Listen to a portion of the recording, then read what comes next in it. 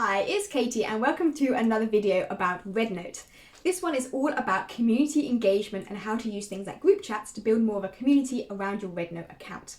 So what do I mean by community? Within Xiaohongshu, there are various ways you can engage with the audience. Some of it's kind of obvious, like in the comments section underneath your notes, which are what they call posts on RedNote.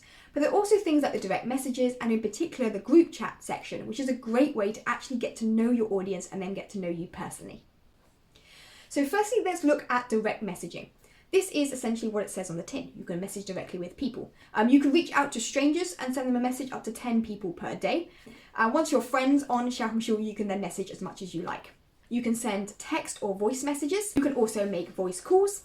You can also send stickers and emojis. These are super popular, particularly with the Chinese audience. So stickers are like little GIFs and there's so many of them and they're really cute, and a lot of them do link in to sort of popular culture sort of links, so just be aware of what you're using and what they actually mean before you start posting them randomly. But yeah, do check out the stickers and the emojis because they're so much fun and everyone loves those. Another thing you can do in direct messages is send photos, or you can share posts like notes that you've made, whether that's videos or images from your own Xiaohongshu account or from other accounts that you found, and you can share that via direct messages to a friend. And yeah, so there's loads of cool things you can do in direct messages. One quick warning though, do not spam and be really careful about what kind of things you message with people, particularly if you don't really know them personally yet. I've got another video later on in this playlist which talks about what not to do on Xiaohongshu, but be aware that all the restrictions on things like sharing contact details and links and stuff like that also apply to direct messaging as much as they apply to public posts. So be very careful what you send in direct messages because you don't want to get banned. Okay, now let's move on to group chat. And this is one of the really key functions for building more of a community around your RedNote account. So group chats are essentially a bit like a WhatsApp group chat. Okay, it's a messaging function. It's relatively basic. You can send messages back and forth. It's a group chat. Okay, it has basically the same functionality as in the private messages.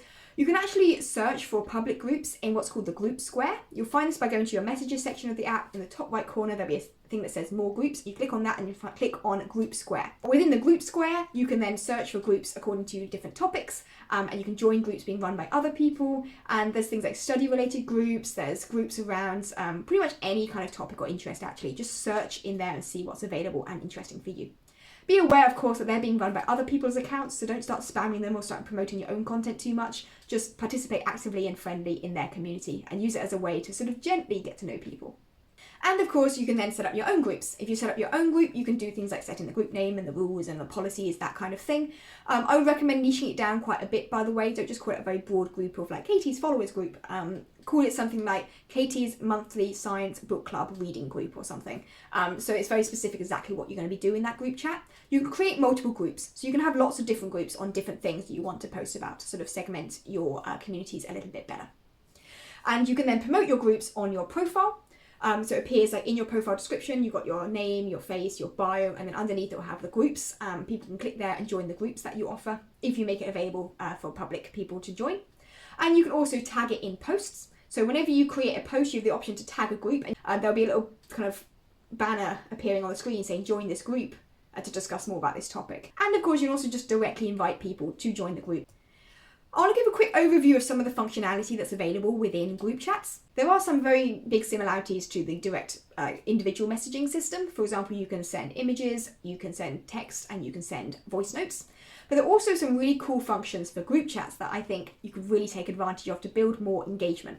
For example, you can create polls, what they call a group vote. You can ask people to tell you what kind of content they want to see you posting more about. Or maybe you've got like a book club. This group chat is specifically your book club. You want people to vote on your next read for next month. That could be a great thing to do as a group poll. There's also the ability to add tags to your comments in the post.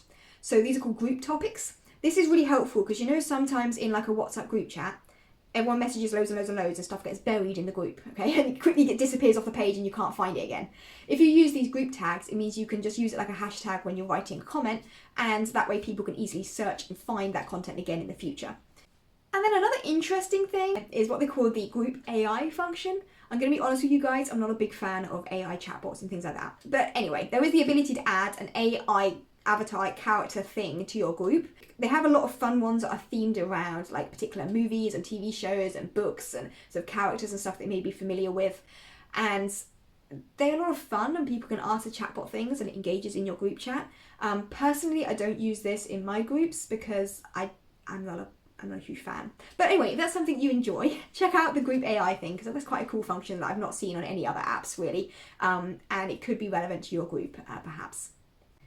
Okay, so this was a quick video all about building community around your new RedNote account. I have loads more videos, by the way, going into a lot more detail on related topics. And I also have a whole playlist, of which this is just one video of, which is all about getting started on RedNote as someone who's moving there from platforms like TikTok if you are like a social media influencer. If you are a business owner, particularly if you run an online education business like I do, I also have a free Xiaohongshu bootcamp. This free bootcamp guides you through how to set up and optimize your Xiaohongshu accounts to help promote your products and services, which is a little bit different to influencers. Okay, so I hope you found this video helpful. If you have, don't forget to like and subscribe, and I'll see you again in the next video.